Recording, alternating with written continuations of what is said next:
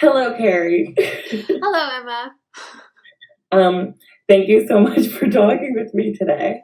Of course. Before we get into these questions that you so thoughtfully wrote up, would you like to take this moment to introduce yourself? Yeah. So my name is Carrie Allison Payiw. I was born on the unceded Coast Salish territories of Musqueam, Squamish, Stolo, and Swillijus. But I predominantly grew up in Tsawwassen. And but I moved to Chibuktuk, Halifax, Nova Scotia in 2010 to pursue an arts degree. I have a Bachelor of Fine Art, a Bachelor of Art History, and a Master of Fine Art from NASCAD. And my family is Cree, Métis, and European descent. My maternal roots, my grandmother was born in High Prairie, Alberta. And predominantly, I am a practicing artist. I work in the visual arts. I work with beads and installation, drawing, and some digital media stuff. And then, but I work part-time at the Indigenous Curatorial Collective as their communications coordinator. Yay! Yay! Okay, so Carrie, who do you find to be the most exciting curator or curators to follow, and how do you go about following them? So I have narrowed my choices down to 3 curators. My first person that I wanted to talk about is Jaime Isaac, and was completely in love with her project BoarderX. I've always been a fan of board culture.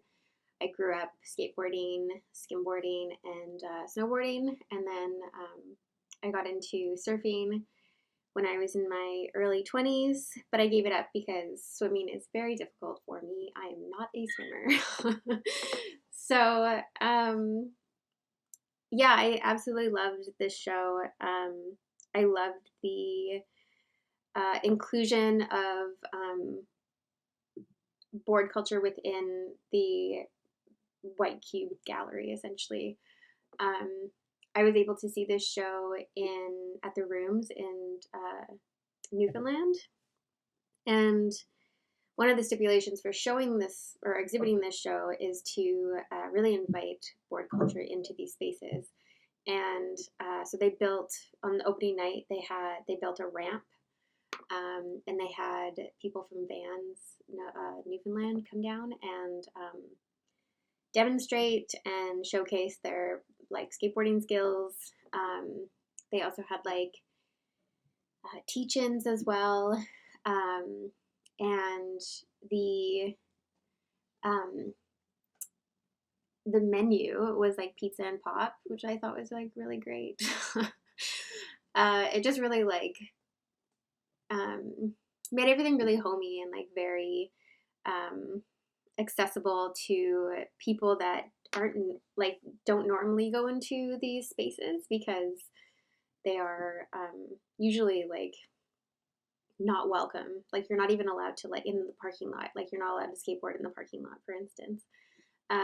But this really opened it up to street culture and skateboarders and just people that I don't think typically went to these events.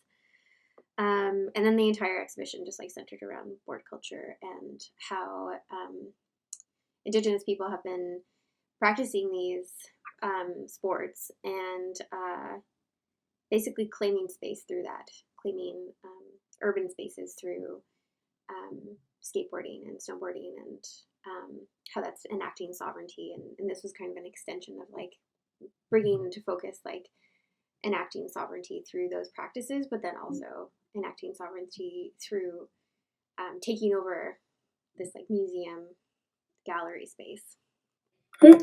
That's awesome. It was great. It was a lovely exhibition and a great opening, and yeah, I really enjoyed it. The second person that I wanted to talk about is Lisa Myers, who curated Beads, They're Sewn So Tight at the Textile Museum of Canada in Toronto. She has been one of my favorite curators for a while.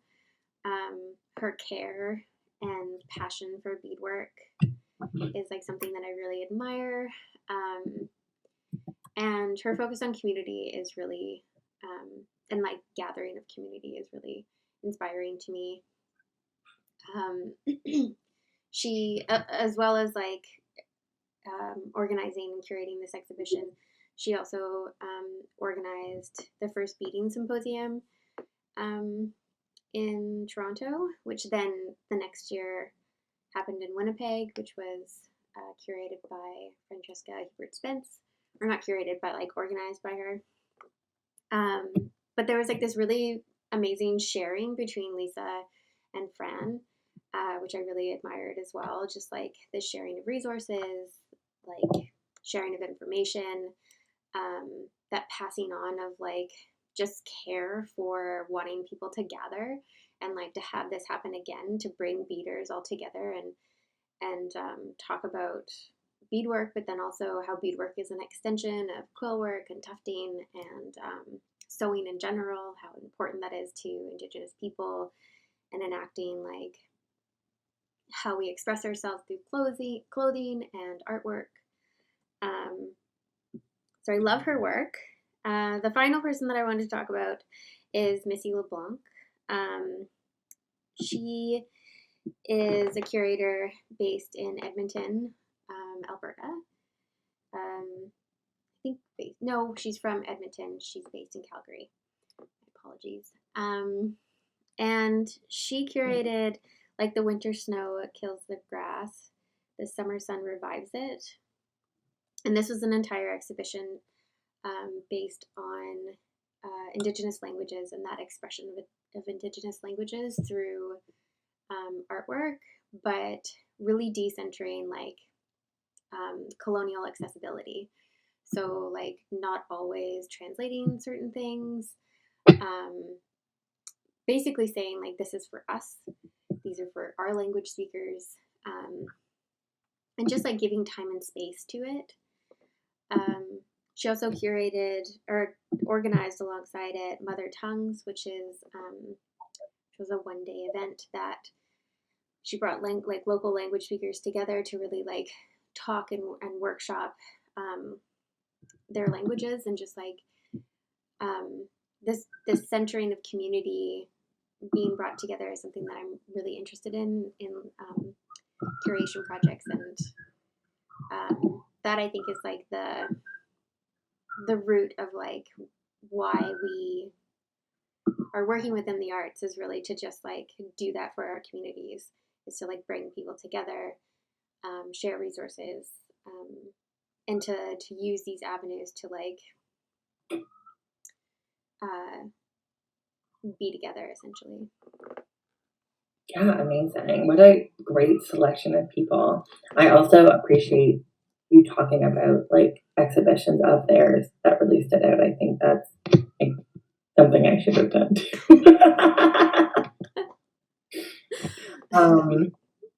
So who would you like to love to collaborate with on a curatorial or just, broadly arts-based project? Well, I would love to curate or work with Lisa Myers. We both are very fascinated with plants, as well as beadwork, and she really focuses on like bringing not just like artists together, but like scientists and people from community, traditional knowledge holders, and really bringing them together around like a certain focus. So whether that be pollinators, I watched this one of her talks with like other folks that were really talking about like pollinators, because she is working right now, or has been working on sort of like a project with MacDonald, who was a Mi'kmaq artist that worked with gardens, like basically curating gardens and planting gardens for butterflies, and they were like just called MacDonald's Butterfly Gardens. And anyway, she's kind of like working in different aspects of like replanting some of his gardens, rethinking his gardens, and really expanding this idea of like what artwork is and also what curation can be within like the gallery space, but then also taking it outdoors and bringing in like experts, bringing in pollinator experts and scientists and biologists and traditional knowledge holders of the area, and really like having a fruitful conversation about like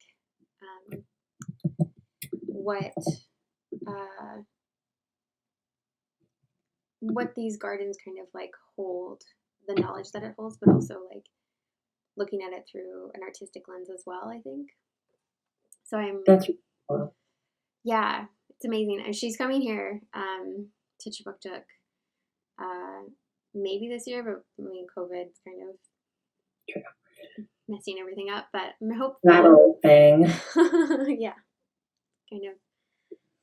Yeah, that's really cool. I feel like that would be such an interesting project to also like bring to a lot of different spaces and kind of like incorporate with the natural like greenery that grows in like each location, and really like think through the diversity of like plant life and how that is so informed in so much of like Indigenous traditional and contemporary practices and art practices and medicinal practices and, you know, ceremonial practice, everything. I think that's just like so cool.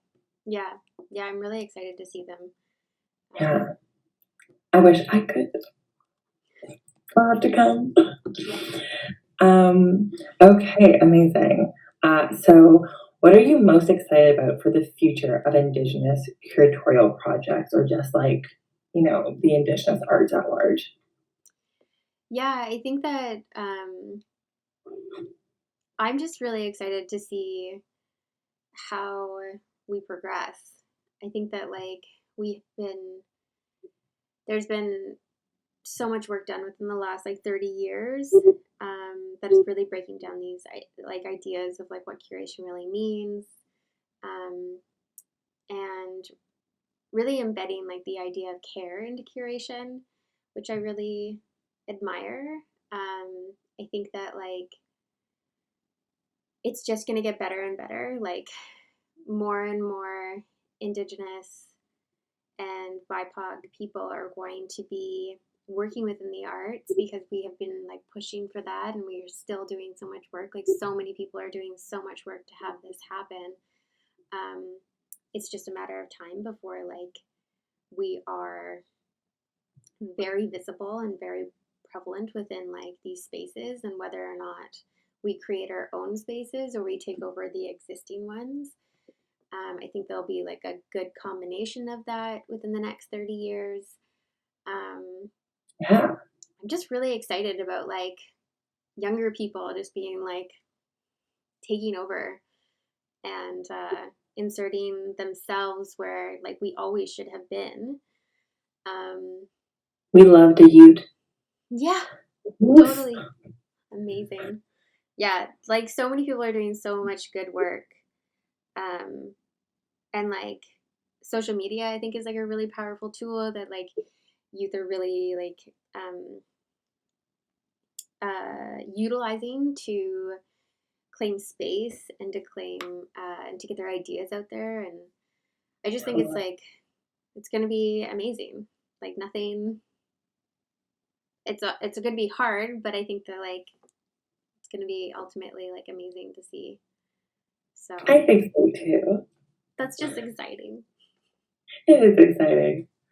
The children, we must let them lead. The next generation. Yeah. Okay, amazing. Well, Carrie, thank you so much for speaking with me. Thank you, Emma. Okay, bye. Bye.